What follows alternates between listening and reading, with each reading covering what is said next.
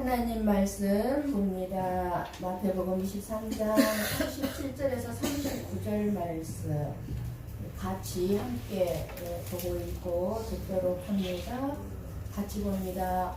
예루살렘아 예루살렘아 선지자들을 죽이고 내게 파송된 자들을 돌로 치는 자여, 암탉이 그 새끼를 날개 아래에 모음같이 내가 내 자녀를 모으려 한 일이 몇 번이더냐. 그러나 너희가 원하지 아니하였도다. 보라, 너희 집이 황폐하여 버려진 바 되리라.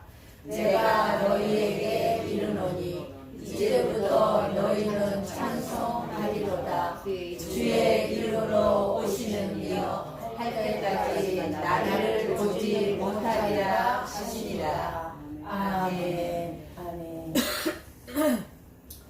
여러분, 하나님, 우리가 믿는 하나님은 살아계신 하나님임을 믿습니까? 아멘. 그러면은 그 살아계신 하나님께서 지금 저와 여러분과 함께 하고 계심을 또한 믿습니까? 아멘. 그렇다면 살아계신 하나님이 저와 여러분과 함께 하고 있는 것을 믿으신다면 그 살아계신 하나님은 저와 여러분이 지금 어떻게 예배를 드리는 것을 보고 계시겠지요?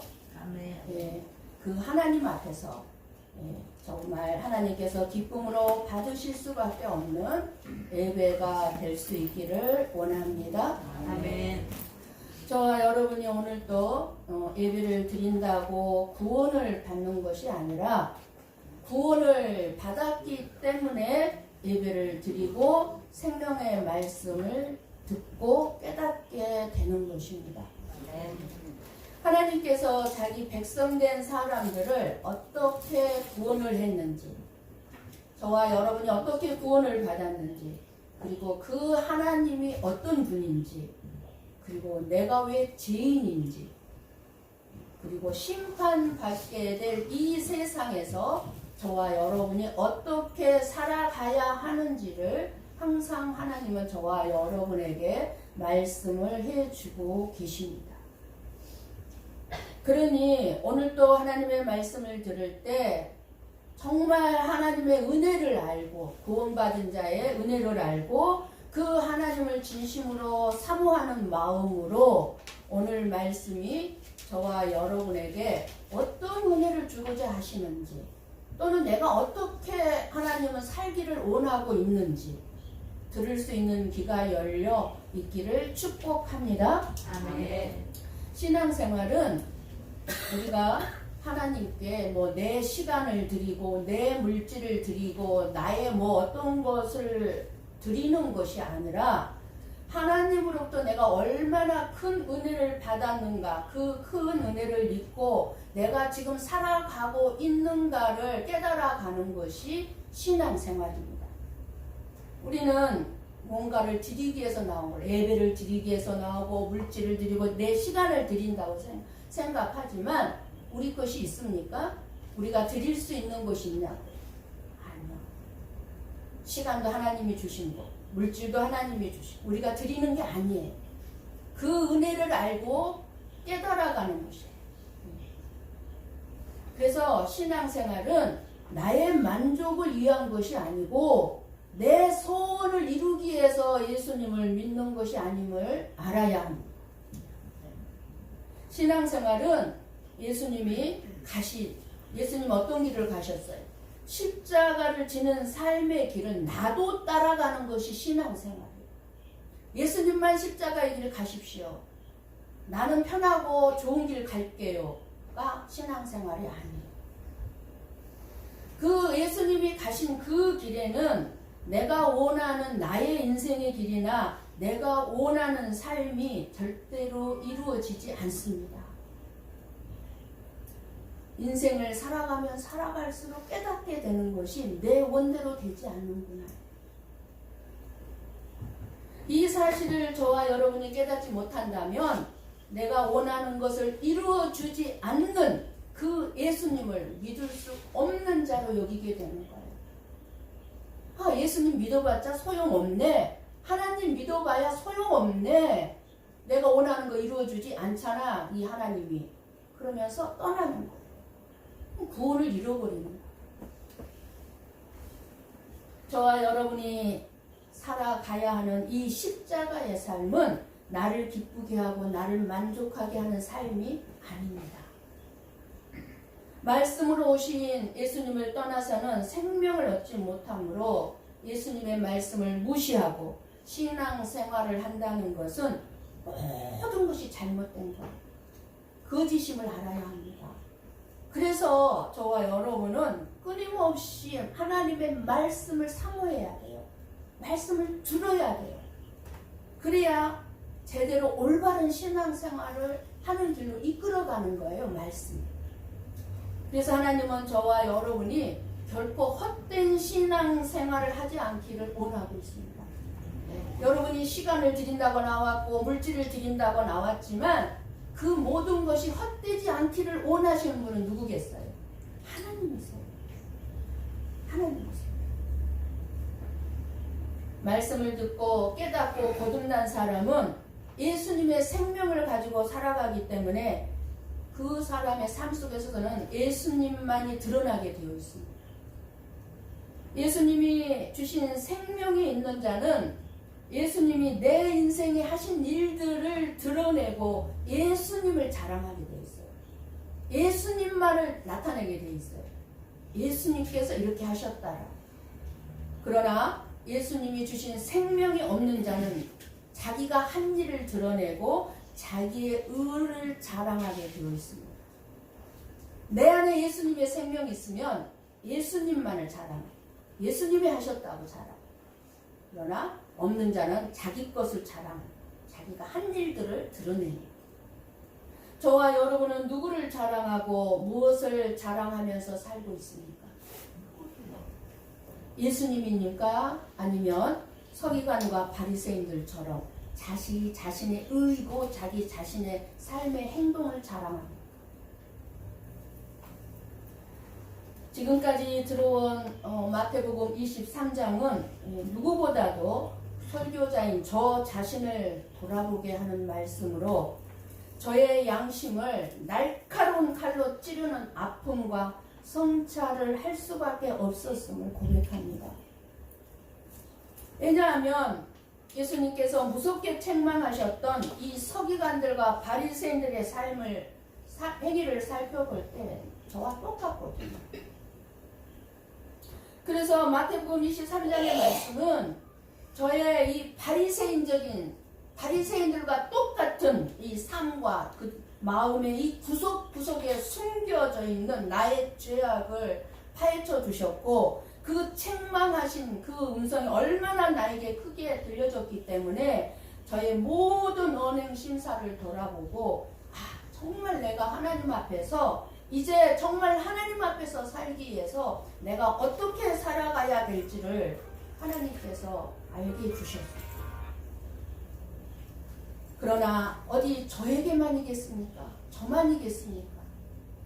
여러분도 마찬가지일 거라고 믿습니다. 여러분. 그렇다면 왜 예수님께서 이렇게 서기관들과 바리새인들을 향하여서 아니 저와 여러분을 향하여서 날카로운 칼로 내 양심을 책망하신 이유를 우리가 이 시간에 다시 한번 결론적으로 성찰해보고 이렇게 책망을 듣는 자들이 아니라 앞으로는 칭찬을 듣는 저와 여러분이 되기를 원합니다. 네. 7번 내지 8번의 이 책망이 다 내 삶 속에 들어가 있더라고요. 한두 가지만 들어가 있는 게 아니고 8번의 이 책망이 다 나에게 있는 것들이에요. 다. 화가 있을진저 외식하는 서기관들과 바리새인들이여 하며 첫 번째 책망이 뭐였습니까? 3절 말씀을 열어주세요. 눈으로 보십시오. 무엇을 책망했는지. 바리새인들은 말과 행동이 다른 언행의 불일치였습니다. 우리도 말만 하고 삶의 모습으로 보여주지 아니한 것 때문에 책망을 들어야만 했던 것입니다. 말이 앞선 거예요. 내가 이렇게 해줄게. 그리고 뒤로 가서는 잊어버리고 안 해요. 그리고 말씀대로 살지도 않아요. 기도는 열심히 아름답게 하면서 기도는 해놓고 또 행동은 없어요. 얼마나 우리가 이렇게 자주 그렇게 살았습니까? 저는 이렇게 말씀을 어제도 준비하면서 저희 목사님이 너무너무 생각이 나는 거예요. 우리 목사님은 진짜 말이 앞서지 않았어요. 행동으로 나에게 항상 내가 이제 앞으로 잘해줄게 이런 말 하지 않았어요. 그냥 행동으로 잘해줬어요. 앞으로 뭐 이렇게 해줄게 말한 적이 없어요. 그냥 행동으로 해줬어요. 행동. 그러니까 은행에 불일치가 없는 거예요. 말이 없었으니까. 화가 있을진저 외식하는 서기관들과 바리새인들이여 하며 두 번째 책망이죠. 5절 말씀입니다. 읽어보십시오 여러분. 위선과 외식, 가증한 삶이었다 그 말입니다. 서기관들과 바리새인들의 이 모든 행위들은 사람들에게 보이고자 하는 위선과 가증함이라고 책망하신 것입니다.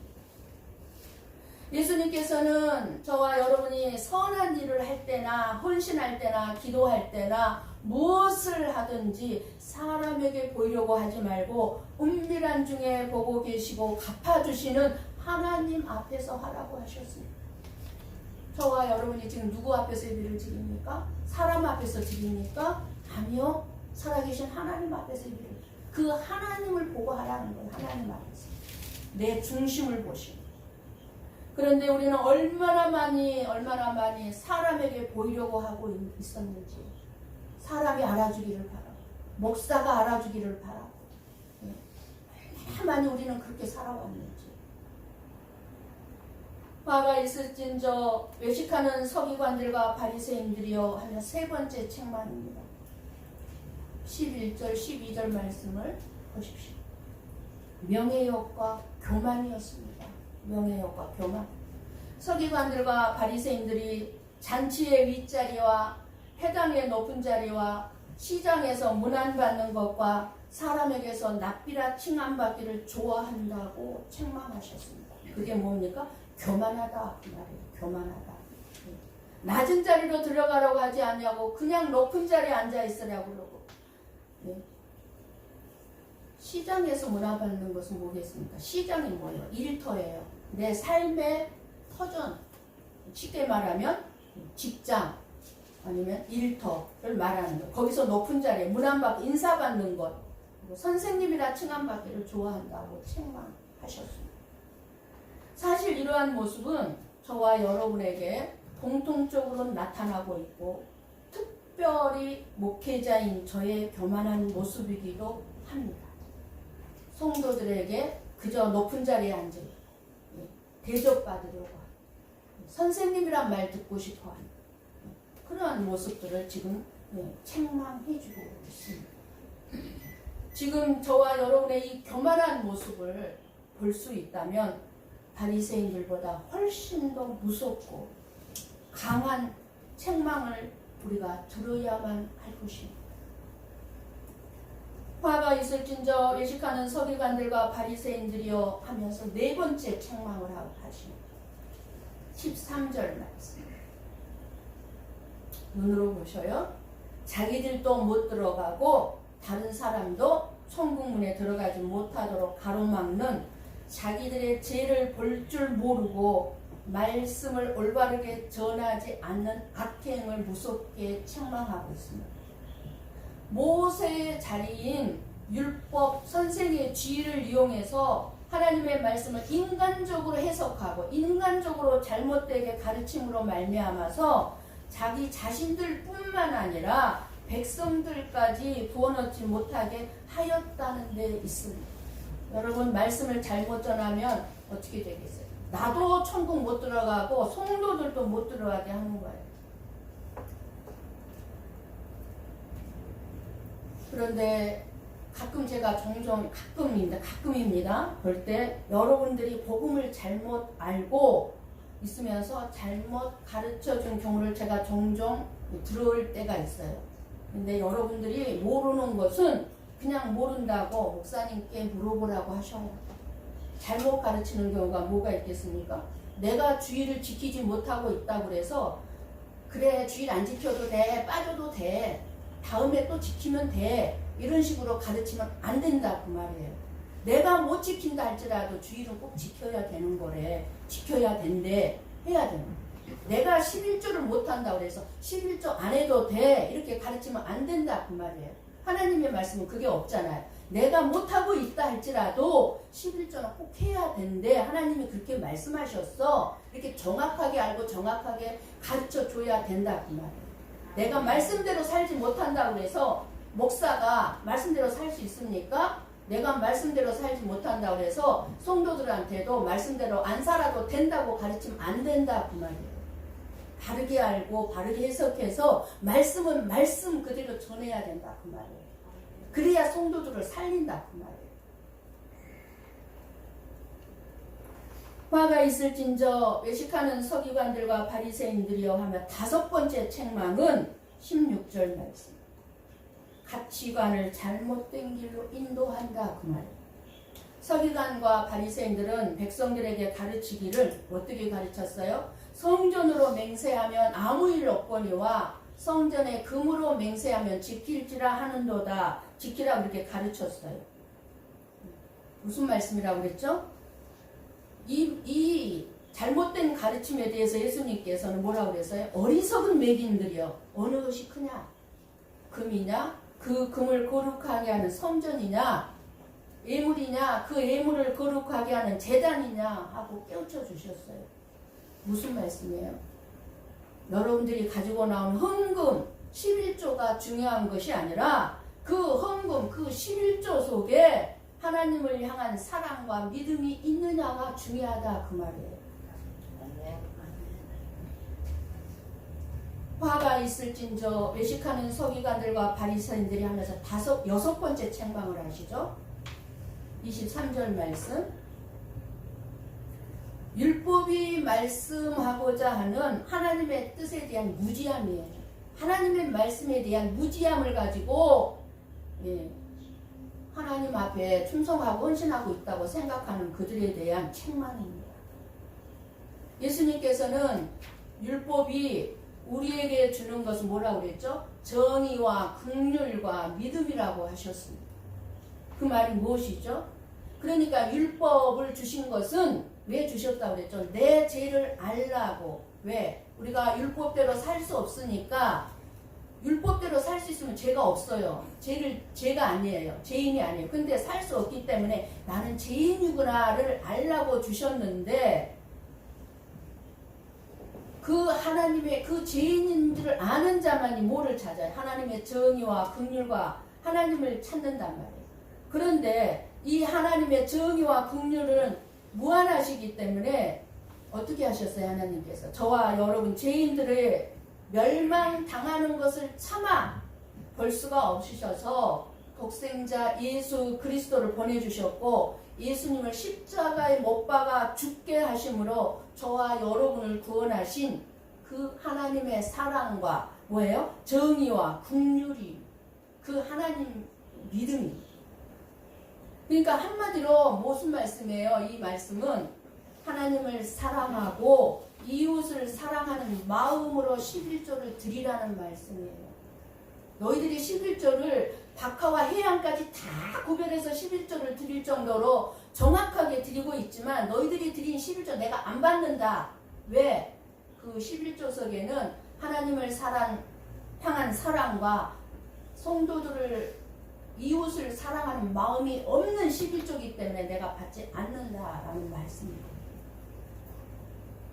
그러면서 책망하신 거예요. 그리고 화가 있을진저 예식하는 서기관들과 바리새인들이 하면서 일곱 번째 책망을 하시죠. 25절 눈으로 읽으세요. 무슨 말씀입니까? 도덕적인 타락을 가볍게 여긴 것입니다.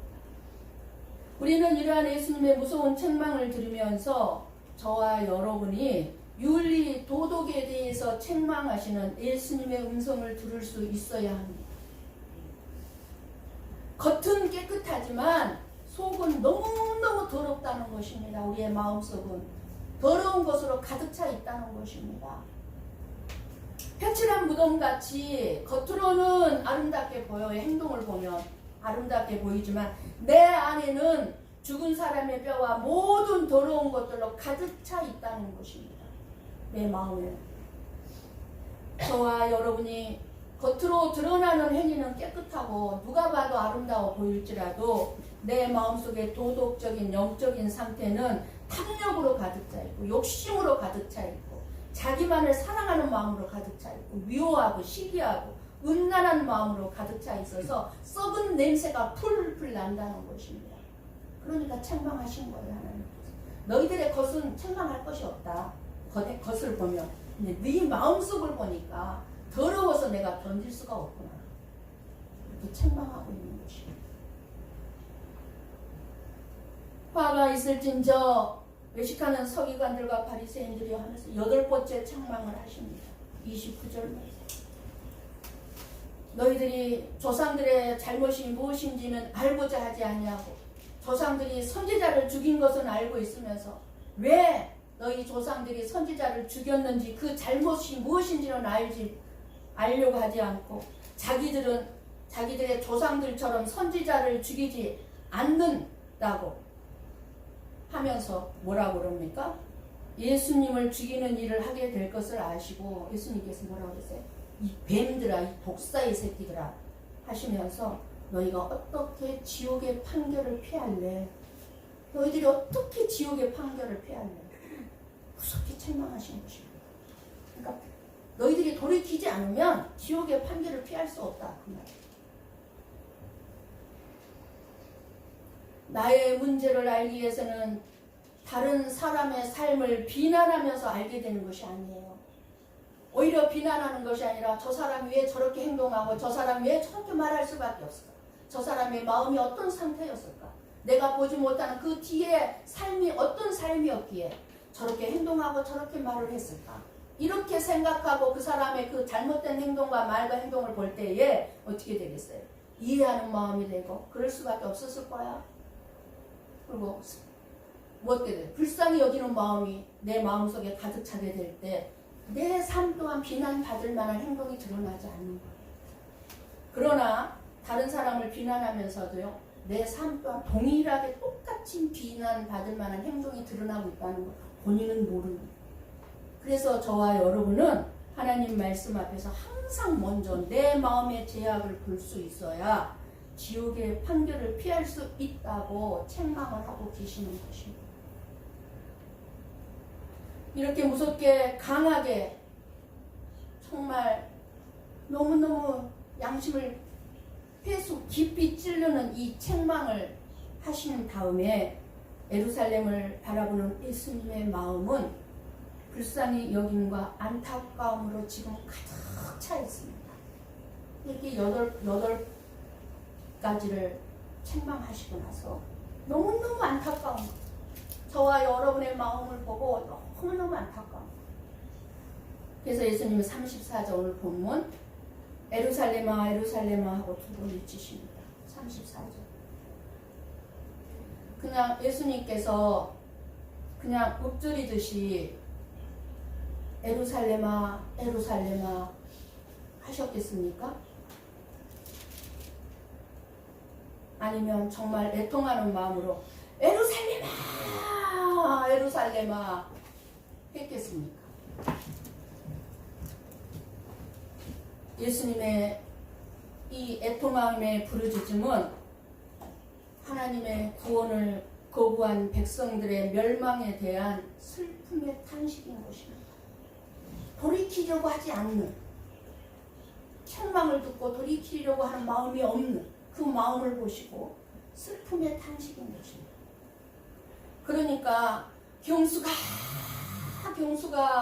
내 종아 네가 8가지 나의 책망을 듣고 돌이켜서 지옥의 심판을 받지 않도록 살아라, 사역을 해라. 이 탄식입니다. 그런데 37절을 보니까 너희가 원하지 아니하였도다. 내 책망을 듣고도 너희가 원하지 않는구나.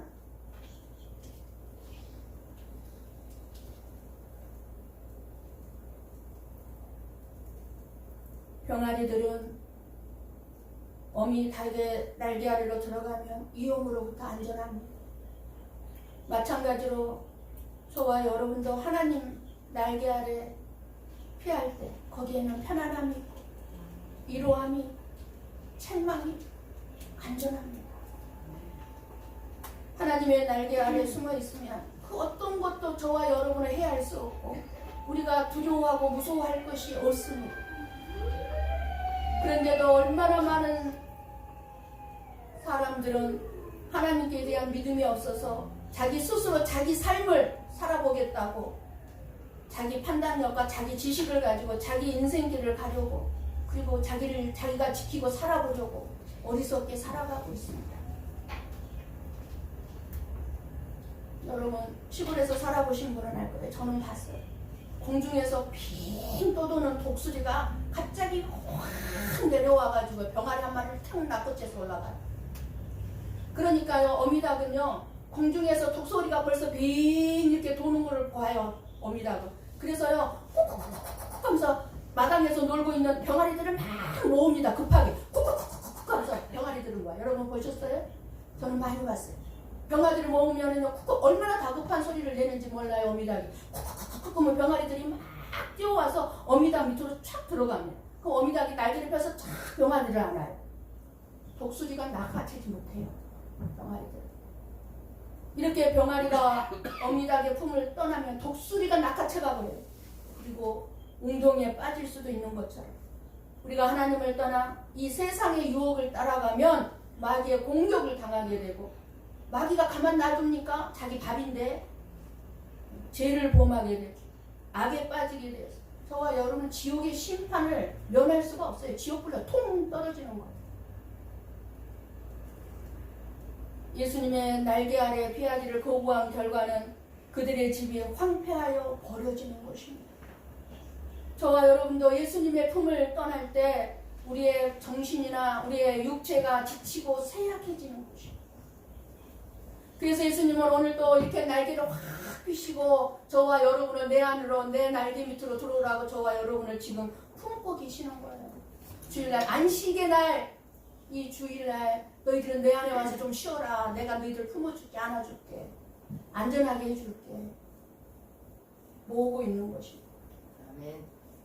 그래서 37절에 보세요. 뭐가 나옵니까? 내가 내 자녀를 모으려 한 일이 몇 번이더냐. 그러나 너희가 원하지 아니하였도다. 여기서 몇 번은요, 그냥 뭐 몇 번, 10번, 20번 이게 아니에요. 수없이 많이 내가 수없이 많이 너희들을 얼마나 내가 모으려고 했더냐. 불렀더냐 너희들을 내 앞으로 오라고. 이것은 예수님의 사랑이 얼마나 무한하시고 변하지 않는다는 것을 우리에게 말씀해 주고 있습니다. 예수님은 죄인을 사랑하시되 자기 자신을 죽이면서까지 우리들의 죄까지도 용서하시기 위해서 십자가에서 죽으시기에 지금 이 본문상에 예루살렘으로 들어가신 것입니다. 예루살렘으로. 38절에 보니까요. 너희 집은 무엇을 상징하냐면 황폐하여 버려진 바 되리라 그랬죠. 우리가 사는 우리의 가정이 황폐하여 버려진 바 되리라가 아니라 여기서 너희 집은 예루살렘 성전을 말씀하는 거예요. 예루살렘 성전. 예루살렘 성전은 이때 당시 모든 이스라엘 백성들이 하나님을 섬기는 신앙생활의 중심지였습니다. 중심이었습니다. 그들은 하나님의 말씀을 지킨다고 하면서도 하나님의 뜻과 반대되는 길로만 지금 나가고 있습니다. 예수님은 천국 복음을 전파하시면서 그 이스라엘 백성들이 하나님의 품으로 모으려고 했지만 그들은 원하지 않고 예수님을 거부한 거예요. 너무너무 예수님의 말씀을 듣고 있으니까 분노가 일어난 거예요. 왜? 자기들의 양심을 너무 찌르니까. 분노가 거부한 거예요. 우리는 당신 싫어. 우리의 선지자가 아니야. 우리의 왕이 아니야. 우리의 제사장이 아니야. 바리새인들이 원하는 그리고 백성들의 마음에 맞는 그런 메시아를 영접해서 그 구원주로 인해서 자기 자신들이 기쁨이 되고 만족이 되는 그러한 예루살렘 성전을 이루어가고자 했던 것이에요. 하지만 바리새인들에게 나타난 예수님은요, 그런 그들의 마음에 기쁨도 만족도 주지 못했고 오히려 날카로운 칼로 찌르는 것처럼 양심이 찔려서 오히려 분노만 일으키고 말았습니다. 그러니 하나님이 앉아 있어야 할 성전에 서기관과 바리새인들이 앉아 있는 곳입니다. 이 성전에 하나님이 함께 계셔야 되는데 사람의 의가 가득 차 있단 말이에요. 그러니 더 이상 하나님의 집이 아니라면서 하나님이 그 성전에 계실 이유가 없다는 것입니다. 그래서 38절에 그 집이 황폐하여 버려진 바 되리라 하신 거예요. 그 집이 황폐하여 버려진 바 되는 거 봐. 내가 이제 이 성전이 있지 않겠다 그 말이에요. 하나님이 떠나시겠다 그 말이에요. 하나님이 없는 이 예배는 무슨 의미가 있습니까? 하나님이 받지 아니하는 이 예배가 무슨 의미가 있습니까? 황폐해진다 그 말이에요. 그렇게 말씀하시고 하나님은 그들을 떠나시고 만 것입니다. 이와 같은 이 세상의 죄악을 현실을 드러내기 위해서 예수님이 이 세상에 오신 것입니다. 이 세상 죄악의 현실을 드러내신 것으로 예수님의 일이 끝난 것이 아닙니다. 이 세상 현실을 제대로 보게 되면서 저와 여러분의 마음을 죽게 주는 주님의 그 자기 백성들을 지금 찾고 계십니다.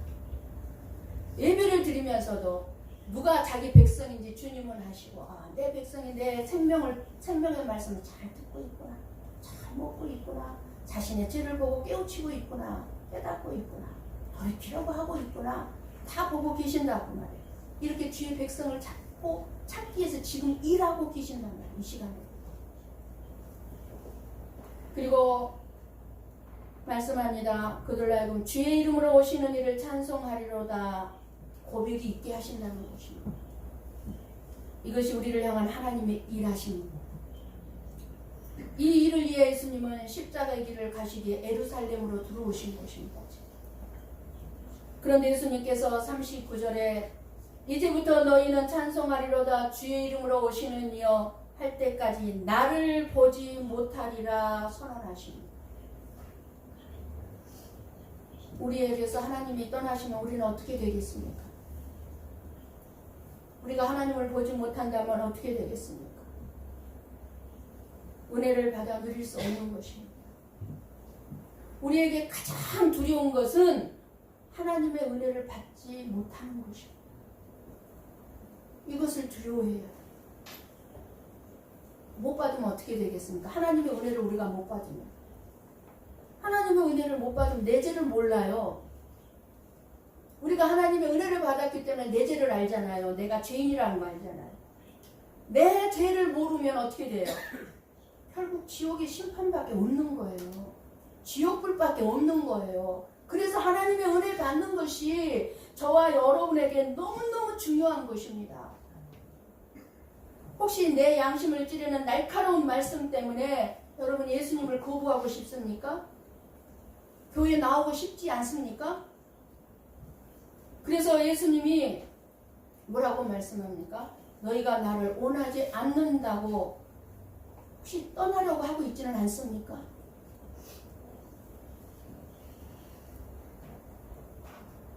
물론 예수님은 결코 저와 여러분을 떠나지 않겠다고 약속하셨고 어떠한 것도 저와 여러분을 예수 그리스도의 사랑에서 끊을 수 없다고 했습니다. 그러나 이런 약속의 말씀을 잘못 해석해서 그러므로 우리는 거룩하지 않게 살아도 괜찮다는 이 무책임하고 잘못된 삶을 살아서는 안 되는 것입니다. 하나님이 우리를 버리지 아니하신다 하더라도 우리가 하나님의 은혜와 사랑을 거부하는 잘못된 행동과 선택을 해서는 안 된다는 것입니다. 사람들은 자기 자신의 뜻에 따라 자기 자신이 원하는 계획이 이루어지는 인생을 그런 인생을 살기를 다 원합니다. 내 계획이 이루어지기를 다 원하죠. 저도 마찬가지. 그런데 안 이루어지더라고요. 내 계획은. 하나님의 뜻만 이루어지기를 우리는 그래서 온해야 합니다. 하나님이 내 인생에 개입하셔서 나를 간섭하지 않을 때 내 인생은 지금 그럼 어디로 흘러가게 될까요? 생각해 볼 수 있기를 원합니다. 하나님이 나를 간섭하지 않고 하나님의 은혜가 내게 임하지 않는다면 내가 지금 어디로 흘러가겠어요? 내 인생이. 하나님의 은혜 없이 하나님의 간섭과 다스림이 없이도 영원한 생명을 바라볼 수 있는 인생이 될 것이라고는 생각해서 안 됩니다. 저와 여러분 내버려 두면요 다 지옥 판결밖에 없어요. 하나님의 간섭하셔서 그나마 우리가 이 자리에 이렇게 앉아서 이렇게 하나님의 말씀을 듣는 거예요. 이거 하나님의 은혜로 보입니다. 아멘. 우리 마음에 강력한 힘으로 군림하고 있는 악한 세력은 저와 여러분의 마음을 장악해서 멸망으로 끌어갈 것이고 우리는 그 악한 사탄 마귀의 세력을 결코 이길 수가 없다는 사실입니다. 그러므로 내 자신을 알고 하나님을 아는 성도라면 하나님이 내 인생에 개입하셔서 철저하게 간섭하시고 다스려주시고 하나님의 뜻대로 나를 이끌어달라고 그냥 그 뜻에 순종하며 나아가겠다고 우리는 이렇게 하나님께 고백해야 될 줄을 믿습니다. 아멘. 하나님이 우리에게 너희가 나를 보지 못하리라 이렇게 말씀하시면 큰일 납니다. 형수가 앞으로 너는 나를 못 볼 거야 이런다면 정말로 무섭습니다. 너무너무 두렵습니다. 하나님의 날개 아래로 피해야 우리가 살 수 있는데 하나님의 품으로 모으시려고 해도 싫다고 거부하면 하나님은 탄식하시면서 너희가 나를 보지 못하리라 말씀하실 것입니다. 그런데 다행인 것은 하나님이 영원히 떠나시는 것이 아니라는 것입니다. 언제까지 보지 못한다고 하십니까? 찬송하리로다 주의 이름으로 오시는 이여 할 때까지입니다.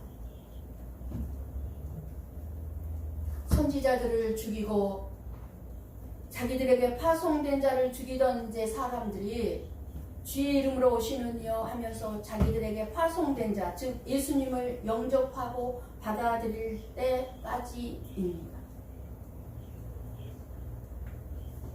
저와 여러분이 지금 살아가며 아무리 크게 성공했어도 그리고 아무리 열심히 여러분들이 헌신, 수고, 봉사한다 할지라도 그리고 여러분의 삶이 아무리 힘들고 어렵고 지금 가난하다 할지라도 거기에 하나님이 안 계시면 크게 무너지고 실패한 인생이 될 수밖에 없습니다. 하나님이 안 계시는 엄청난 업적을 내가 이루었다 할지라도 하나님이 안 계시면 우리 예수님께서 탄식만 하실 뿐입니다. 23장의 책망, 8가지의 책망의 결론은 무엇입니까? 그럼 예수 그리스도를 믿음으로 제사함을 받고 구원을 받으라는 것입니다. 너희들이 이렇게 죄인들이야. 내가 그래서 너희들을 책망했어.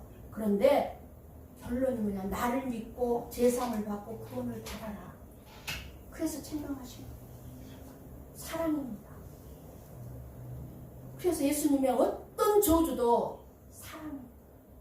부모의 어떤 책망도 채찍질도 부모의 사랑이듯이 비록 작고 보잘것 없어도 하나님이 계시는 성전이 되도록 저의 마음과 여러분의 마음과 교회가 정결하게 되도록 23장에 예수님께서 양심과 내 죄악을 찌르는 책망을 거부하지 말고 믿음의 눈으로 예수님만을 바라보면서 예수님으로 만족하며 감사하며 살아가기를 원합니다. 아멘. 그래서 저와 여러분의 삶이 하나님께서 인정해 주시고 하나님께서 기뻐하시고 하나님께서 만족해 하시며 저와 여러분의 마음 안에 그리고 우리 교회 안에 항상 살아계셔서 저와 여러분의 삶을 간섭하시고 책망하시고 다스리시고 이끄시는 복된 삶이 되시기를 주님의 이름으로 간절히 축원합니다. 아멘. 아멘. 기도하겠습니다.